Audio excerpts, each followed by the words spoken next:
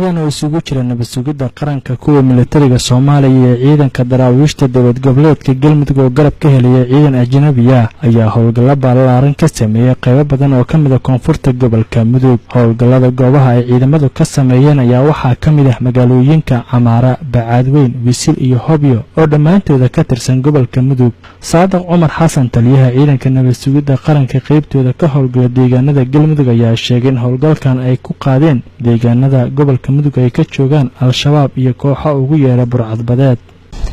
hadda waxaan joognaa degmada Hobyo waxaanan aan rabnaa oo aan uu yahay kormeerkeenaas meeshii ku haboon inaan base ka sameysano maadaama ciidamada Galmudug ay ka dheer yihiin deegaamada ay gobolka Mudug oo xeebtaas oo qayb nala ka haysto oo naga haystaan nimanka nabadiidka oo shabaab iyo argagixisada caalamiga iyo burcadbadeed hore uga jiri jirtay oo xoogaa hadda aan uga cabsano inay maaragtay burcadbadeednimadii ku soo laabato.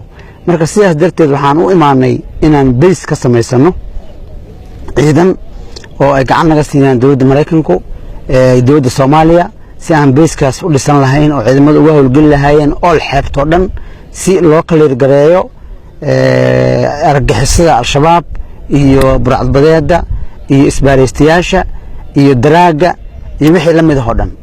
marka socodkeena wuxuu aad ugu saleysnaa inaan kormeer hawleed ku tagno meeshii ugu fiican oo aan base ka sameysan karno.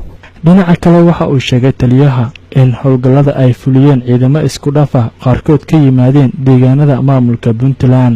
ciidamada Puntland waataan ka hadlayay ciidamada Puntland iyo ciidamada Galmudug qabiilkooda ciidan waay. qabiilkooda waa ciidan magaciisu ciidan la dhahaa. waxa aan rabno inaan ka baxno waay.